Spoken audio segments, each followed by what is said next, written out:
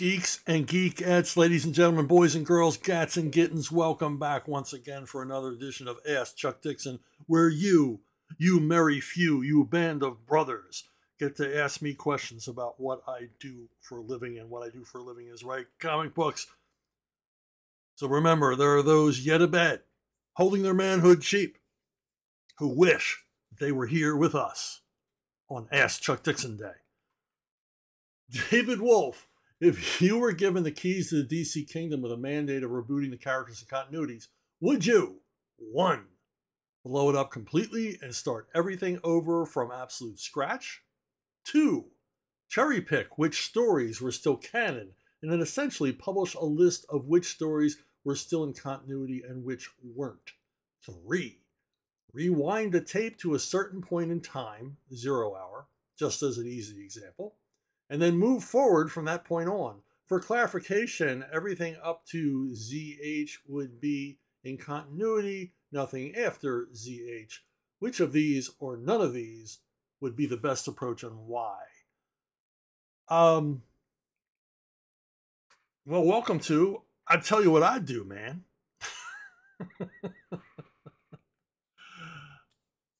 It's continuity is something you're never going to get completely a hold of, because they've made it so vast and huge. I wouldn't think of terms in continuity or in terms of characters. I would think more in terms of creators. And I've said this when they started the New 52. I made this pretty clear, and this is something that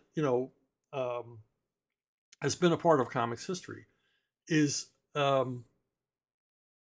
you don't want a bunch of editors sitting in a room figuring out the world these characters live in and then handing that world over to the creators.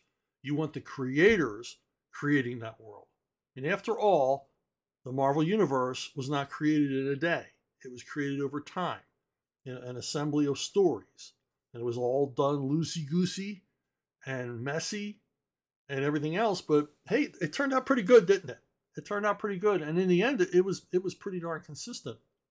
So what I would do is, what I would have done in New 52, just as an example, I would have found 52 creative teams, writer and artist, and said, would you be interested in taking on this character and just running wild?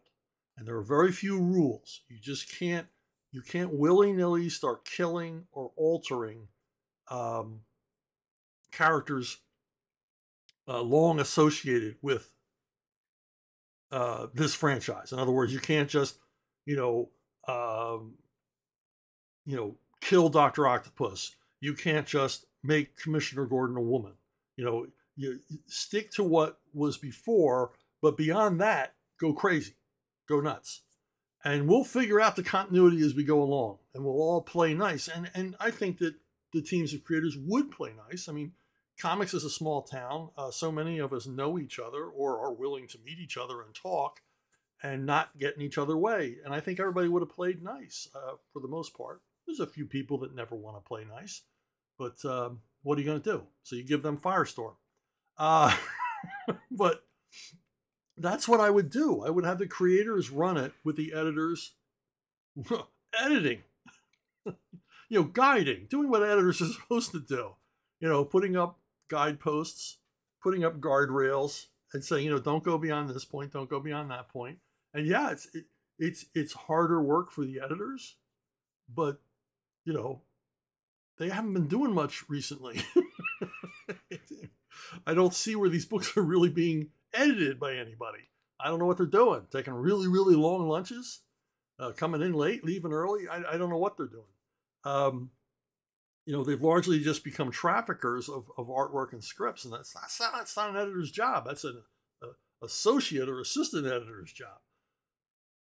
So that is what I would do. I would just let the creators, because remember, this isn't the first time. I mean, the Marvel Universe and its creation, they took established Marvel characters left over from the Golden Age, Submariner, Human Torch, Captain America, and they let, in some cases, the original creators, but in many cases, new creators take those characters in a different direction.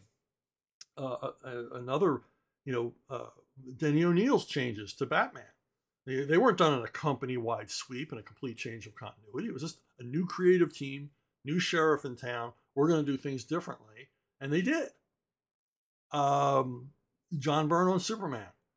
They didn't change the whole line of comics. They just allowed John Byrne to alter or reboot the Superman continuity. And he did it in such a way that it was painless for all of the other titles. And it sort of, set markers around Superman. This is the changes we're making, and this is, when you refer to Superman or whatever, you're not going to refer to these things we've done away with, and you are going to refer with these new things we've created. And it all seemed pretty painless to me.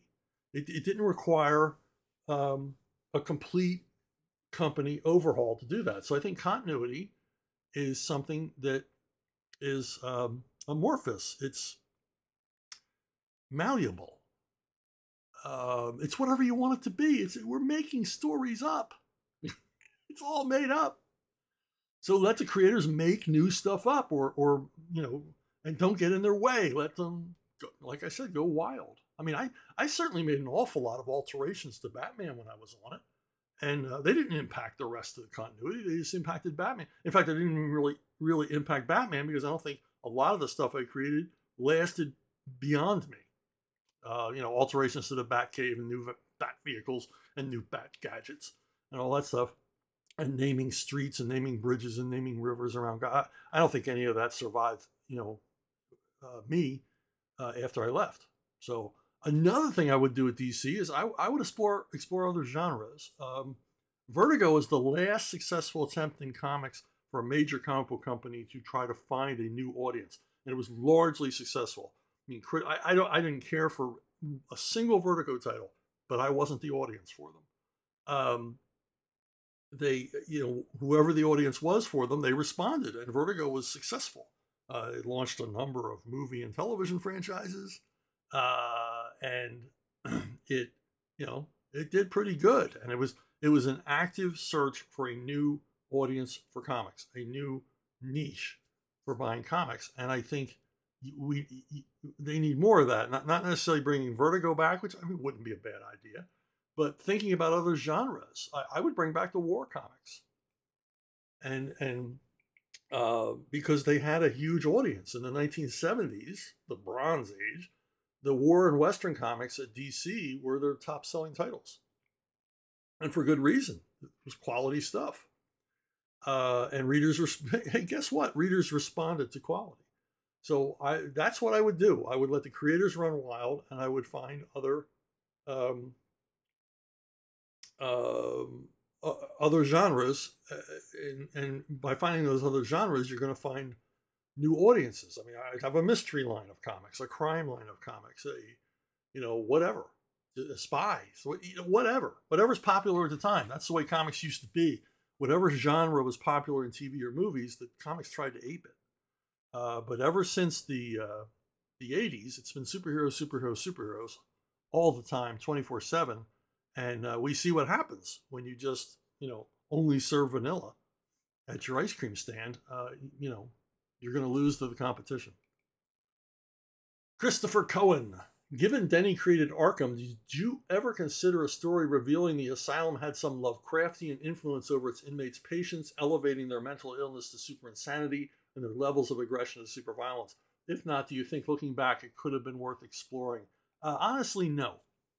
If you were to say that there's some malign influence at Arkham, that some poor guy that has a nervous breakdown, he's committed to Arkham, and 6 months later, he's a raving lunatic with his teeth filed into fangs, and able to see through walls. No, I don't like that idea at all. I like the idea that Batman is more related to the real world, even though it's a fantastical version of the real world. It's an exaggerated version of the real world. We have people, obviously, we have people who are dangerously, criminally insane, who have to be segregated from society. Once upon a time, we had asylums for them. Now we have tent cities along the streets of most northern cities. is where we keep the dangerously insane. So coming to a park bench near you. But I think Arkham Asylum should be, because if you give this Lovecraftian thing that you're talking about, the supernatural element that affects the inmates of Arkham, you're giving them a shared origin, and that's never a good idea. It's kind of dull. It makes them seem unlike individuals. Would I want to think that Joker and Riddler and Poison Ivy were all born of the same influence? No, it takes a lot away from those characters. So I would not do that. Although I will give you a twin spin. But boom. How about that? Tell the family around the dinner table, I got a twin spin on Ask Chuck Dixon. And they'll say, did you mow the lawn? Okay. Christopher Cohen again. Regarding Elseworld stories, did you ever consider a story where Alfred died when Bruce was still young and how he might have turned out without Alfred's positive influence? I'll bet you a nickel that that's been proposed dozens and dozens and dozens of times and rejected. Because it's, once again, it's not a very interesting story. Because, as Archie Goodwin used to say, jokingly, from there you could go anywhere. I mean, without Alfred's influence, you could, Bruce Wayne, young Bruce Wayne, might have gone in a million different directions. But I think what we all understand is the humanizing, mitigating influence of Alfred, his wisdom, his guidance, his mentorship of young Bruce is what shaped Bruce into the adult he was. And I think we all also understand that if Alfred had his druthers, Bruce would never have become Batman.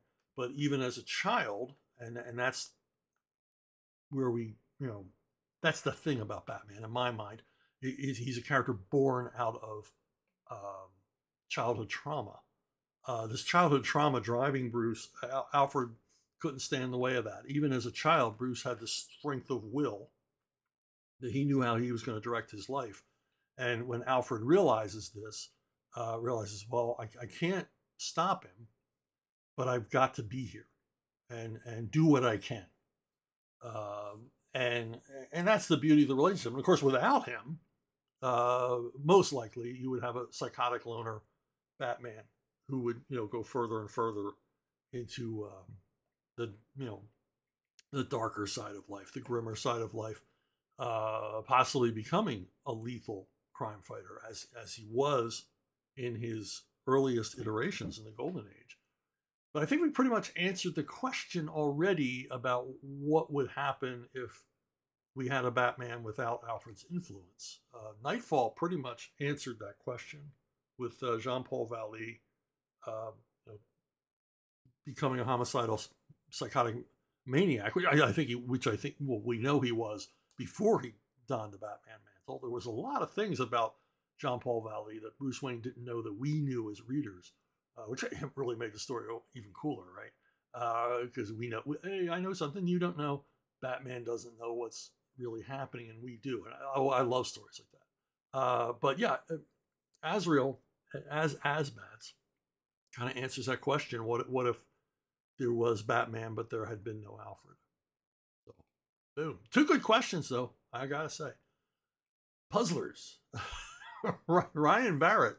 I purchased Storming Paradise 6 and read that last night. I had not read 1 through 5 since the store didn't have them. So there's obviously a lot I don't know about the series. Judging from this final issue of the limited series, Storming Paradise seems quite different from the Batman comics of yours I recall reading years ago. I'm just now getting back to your work, but after reading this comic, I ended up enjoying immensely. I have a few questions. While there is a story within Storming Paradise number 6, you seem to focus more on generating within the reader a feeling of loss, dread, and melancholy. At what point for you as a storyteller can a narrative not matter as much as the feeling it generates in its audience? Yeah, you made me think a lot about this series. Now, if you've never read Storming Paradise or even heard of Storming Paradise, it's a 6-issue limited series I did for Wildstorm with Butch Geis, and we collaborated on this story that posed a very real historical what-if question. This was a inflection point, a true inflection point in history where the world might have gone in an entirely different direction. And uh, what we did, what Butch and I posited was, what if the atomic bomb did not work? What if it failed in its initial tests and eventually uh, the United States would have had to have invaded Japan in an amphibious landing? And it would have been an absolute nightmare. It would have been an absolute nightmare. And this 6-issue miniseries portrays that, what it would have been like. Um, the the American plans for the invasion of Japan, and it would have been America alone. England made it very clear. All of our allies, Canada, made it very clear they would not be participating in this invasion. They'd had enough. They'd been at war a couple of years longer than us, and they were just exhausted from war, and they couldn't ask their soldiers to go to Japan for this invasion. And so, the United States was going to run it alone. And I was able to read the plans, United States plans for the invasion of Japan became declassified a few years before I wrote this. I was able to read what their plans were. That they were going to attack the southernmost of the main Japanese islands. They were going to start there and then basically work their way northward. I also read the defense plans that the Japanese declassified of how they were going to defend the home islands against amphibious landing and parachute attacks. And it paints a picture of pure annihilation. This would have been one of the bloodiest, nastiest, most horrible battles in human history, without a doubt. Most historians estimate 1 million dead, and that is a conservative estimate. I think it would have been much higher, and I mean 1 million dead Americans. God knows how many dead Japanese would have died in the invasion of Japan, because the war in the Pacific, if you know anything about World War II, it was very different than the war in Europe. The war in the Pacific and the war in Southeast Asia with the British and Australian armies is often referred to as a war without mercy. No prisoners, no quarter, no rules of engagement. Just kill the enemy. I forget which admiral. It might have been Admiral Halsey had signs installed on a number of the embattled islands that just read, "Kill Japs, kill Japs, kill more Japs." This is the mindset. It was a war of attrition, war of annihilation, and the invasion of Japan would have been devastating to both the United States and Japan, but mostly to Japan. The American public was very angry at Japan over Pearl Harbor. I know people, my grandmother, other people who never forgave Japan for Pearl. They were as mad years in the 70s as they were the day after Pearl Harbor about Pearl Harbor. And so there was an anger, a rage toward Japan that the United States government did a lot of work post-war to reduce. Okay, they downplayed the role of the emperor in the war. They tried to make it look like he was a bystander or practically a hostage. None of that's true. And they downplayed the war crimes the Japanese committed, the horrible things they did to British and American prisoners, the horrible things they did to the Chinese, the Koreans, any other population they ran across. The Japanese Imperial Army were every bit the equal of the SS in those regards. And a lot of effort was made to make sure that the American public would eventually forgive and forget. Had we invaded Japan, we would have had to destroy the island because they have their defenses. Every single man, woman, and child on Japanese soil was committed to killing American soldiers. Every single one. And there were all kinds of layers of defense and traps. Every citizen, if they didn't have a rifle, was taught to use a bamboo stave to kill. You can't even begin to imagine the level of defenses, the level of deep tiered defenses the Japanese had set up in advance an American invasion. And had that happened, and had 1 million Americans died on the battlefield, and God knows how many Japanese died, it would have literally been the end of Japanese culture. And I'm not exaggerating, because Franklin Delano Roosevelt and his cabinet, as the World War II was beginning to draw to a close in Europe, and it was obvious, we were going to win. And, pretty late in the game, obvious, but, it was touch and go there for a while. But in the final months of the war, it was obvious we were going to be victorious. And Germany was going to fall. The Third Reich was going to fall. Roosevelt's plans for Germany, and Stalin was all on board with this, was to transform Germany into I'm sorry if I'm getting a little too historical here on a ostensibly comic book website, but I'll go on. You can go watch something else if I'm dragging this out. Anyway, Roosevelt and Stalin were in agreement that Germany be transformed into an agrarian society. In other words, they were going to turn Germany into the breadbasket of Europe. Germany would be allowed no hard industries. They would be allowed to manufacture nothing. No cars, no ships, no railroad, no nothing. They would all be made into farmers. They were going to turn the clock back on Germany 200 years. And it was Churchill who said, you can't do that because you're blaming the German people for the Nazis. You're conflating the two. The German people, they've learned their lesson. They're going to go back to being Germans, hardworking, industrious Germans. And they are going to once again be the economic powerhouse of Europe.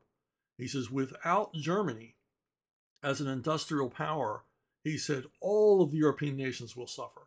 And we see this today. I mean, Germany is really paying all the bills in Europe.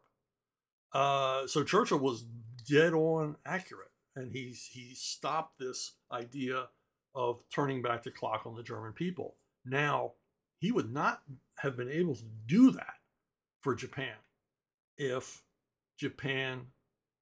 we had had to invade Japan.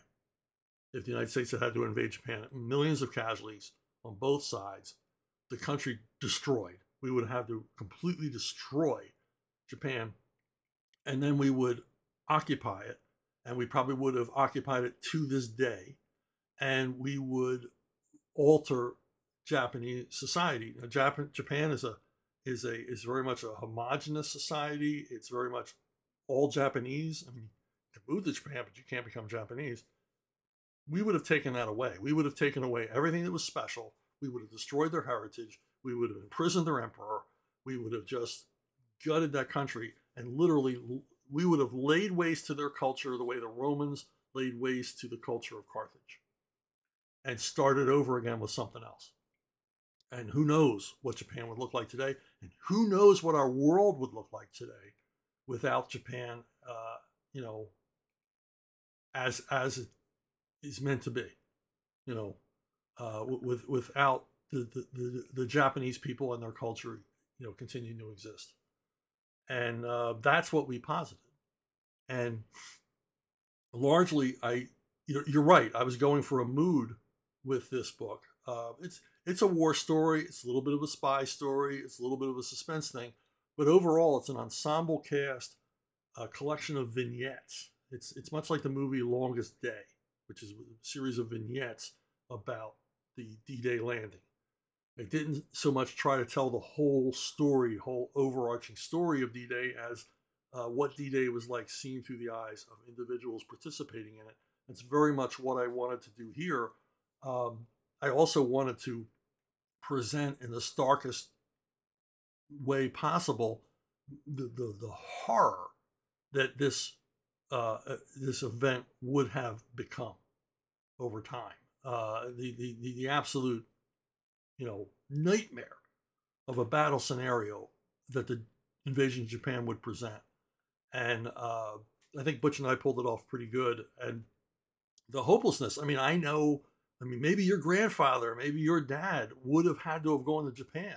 I know my father-in-law, he was he was in Colorado training, getting ready to ship out for an amphibious landing in Japan. And then the war ended.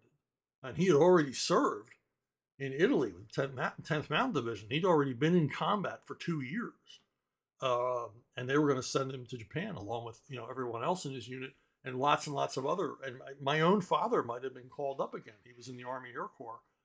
So a lot of us, quite frankly, wouldn't be here today if Japan had been invaded, because our dads or granddads would have died there.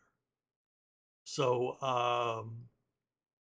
something to think about. And I wanted to present that. So that readers would have an understanding of the apocalyptic nature of this military action, which fortunately never happened. And so there you go. Now, Ryan has a further question.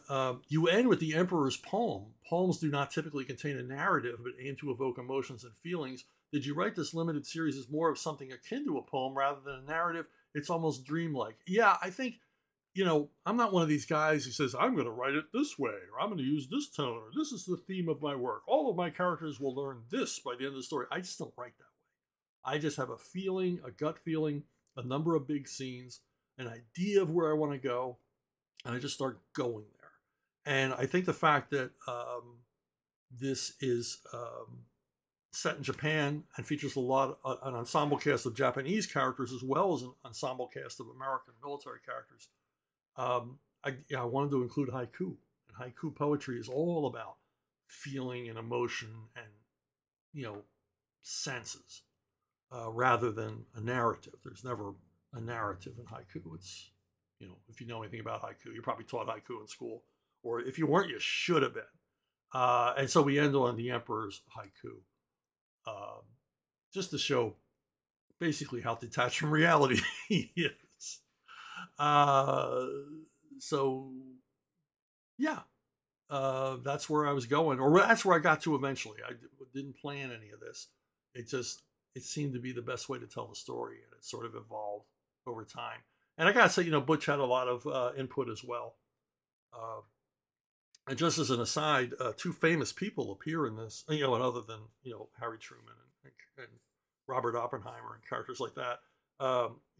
We have John Wayne appear, and I remember DC and Wildstorm were very, you can't have John Wayne in it. His, estate will sue. We can't have his likeness. So we never actually see him, and we refer to him obliquely, but it's John Wayne. That John, we posit that John Wayne, Butch and I posited that John Wayne would have eventually, enlisted. There was always this talk about him enlisting, but the studios would say, hey, just do one more picture. And the war ended before he could enter the war. But we posit that he would have entered, and he would have been part of the invasion of Japan. We also show a young George Bush, who was a carrier fighter pilot, shot down twice by the Japanese, and we show his participation in this story. Overall, it was a blast to work on. And Butch, I think I began to say that Butch had a lot of input here. Butch is a story guy, and he had a lot of input. There's a lot of back and forth, a lot of collaboration, which I welcome. And I just like talking to Butch anyway. And we were really on the same page all the way down the line on this, and had a lot of fun working on it. Joshua Ignatowski. In the hypothetical scenario of Marvel letting a writer who cared about both the character and the audience write Amazing Spider-Man without hostile interference from editorial, what do you believe a writer would need to do to write stories that recaptured some of the magic that Ditko's run had? Denny O'Neil, Alan Grant, Doug Manchin, of course, you yourself were able to write plenty of new Batman stories that recaptured the magic of his Golden Age tales. And you've spoken of how you do something similar for the FF, and you were able to write a run on their comic series. So I am led to believe that this kind of thing can be done for Spider-Man as well. Hey, 10% more Ignatowski this episode. Just thought I'd let you know that.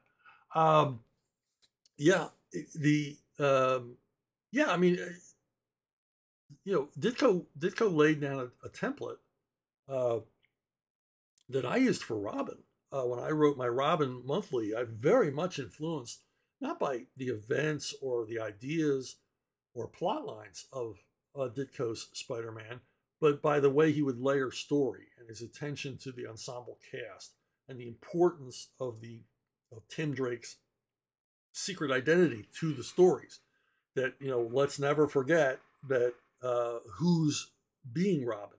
Just as Ditko never let us forget who's Spider-Man. He's Peter Parker.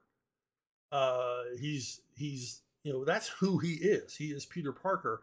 He disguises himself as Spider-Man, but he doesn't become Spider-Man. He sort of takes on Spider-Man as an alternate guise. But we never forget that it's this punk teenage kid, this nerd, this guy who can't get a date, this guy who has a sickly aunt at home, this guy who feels like the weight of the world is on his shoulders, as all teenagers do, and it made him, it made him alive in our minds. It made him relatable. We cared what happened to him, and there was always something percolating under the surface in the Ditko stories. And I mean, how hard would it be to get back to that? And it's more of a concentration on the ensemble cast, the building an ensemble cast, creating stories that grow out of that cast, not character-driven stories, but plots suited to those characters and complications and things that grow out of it. I mean, remember, Harry Osborn with his drug addiction, things like that. I mean, how hard would it be to get back to that kind of story, to re-emphasize Peter Parker? I would also, try to take Peter Parker back to what he was in the Ditko era. As a reader, reading these as a kid, I didn't like it. Well, I didn't like it when Ditko left at all, but I didn't like it when Ditko left and Stan Lee kind of made Peter Parker cooler. He turned him from the nerd, isolated by the rest of his classmates, into this, cooler guy who lost the glasses, started dressing sharper, at least from the standpoint of the 40-year-old men drawing the comic.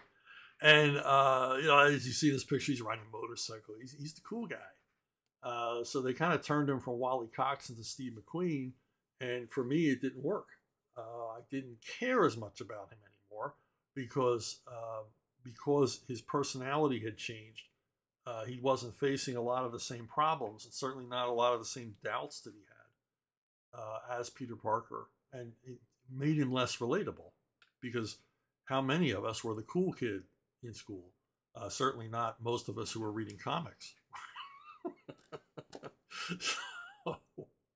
So, I mean, I think it's pretty simple what you have to do. There's a template there. I mean, like I said, I used it on Robin.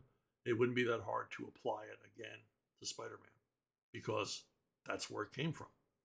The origins of, for me, that brand of comic story began with Ditko's Spider-Man.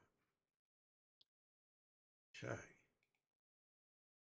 Joshua Ignatowski again. Spock or Bones? Well, if I was in a tight corner somewhere, it would be Spock all day long. I would need his logic, his toughness. Because, Spock's a badass in addition to being, an intellect. But if I was on like a long car ride or a fishing trip, I'd want Dr. McCoy with me. Be far more entertaining to talk to. Oh, man. Joshua Ignatowski again. You've mentioned how Lego loves to make products that include Bane. Have they ever sent you any comp products? I have never received any comp products from Lego, but I've made enough money from their inclusion of Bane and Spoiler. They seem to like Spoiler too. They include her in a lot of games. I can go out and buy my own Lego sets if I care to.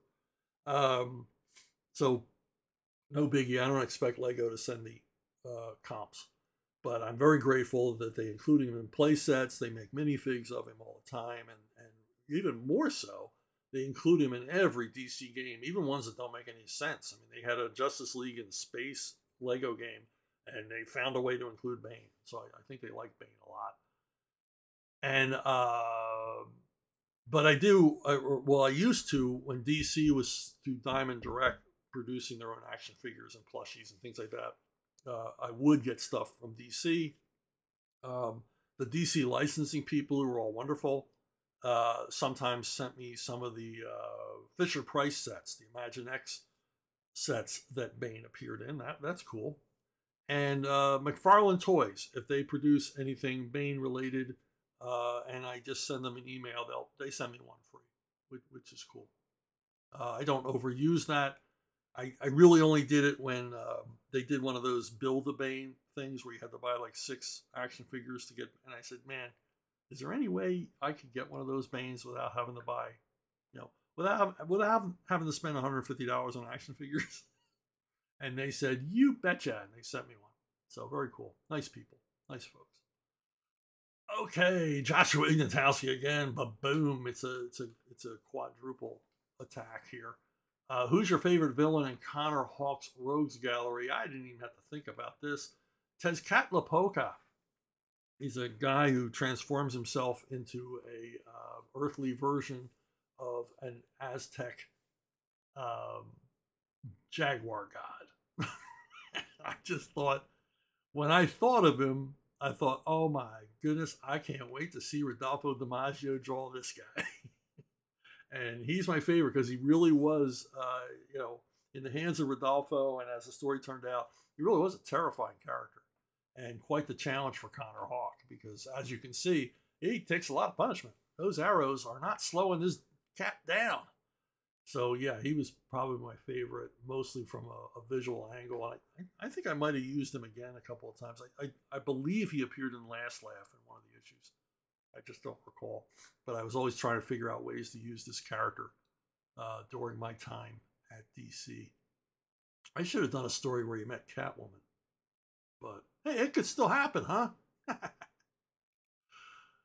Okay, last one from Joshua Ignatowski. In your opinion, Joshua's closing out the day. In your opinion, is a Philly cheesesteak truly a Philly cheesesteak if it doesn't have onions? No. No, what are you, crazy? To me, a Philly cheesesteak isn't a Philly cheesesteak unless it has onions, peppers, and mushrooms. And American cheese on a Amoroso hard roll. The roll is key. The roll is key here. And Amoroso is still is, biggest bread bakery in Philadelphia, always been in Philadelphia. And they'll send out their dough recipe to people out of state. I'll get to that. But the Philly cheesesteak, it grew out of, it was a cheap sandwich. It was the steak nobody wanted. It was the cheap steak, and they just slice it real thin and fry it up with onions. You gotta fry it up with onions. You gotta get the onion flavor into the mix, and then you throw some peppers on there, fry them up a little bit too. Throw the mushrooms on, fry them a little bit, and you have this, put the cheese on top, let it melt, American cheese. Got the big sloppy mess on the grill, fold that into the roll, and you're in cholesterol heaven. Some ketchup, maybe a little mustard. I don't know if I like a little mustard on mine. I don't know if that flies in the face of tradition. But I like a little ketchup, a little mustard, just a mess. It's the messiest sandwich in the world. I don't know how these businesses make money because their napkin budget must be through the roof. Now, another thing about cheesesteaks, just to exhaust the subject, and this is the last question. If you want to leave now, I'm not going to say anything more interesting except about cheesesteaks.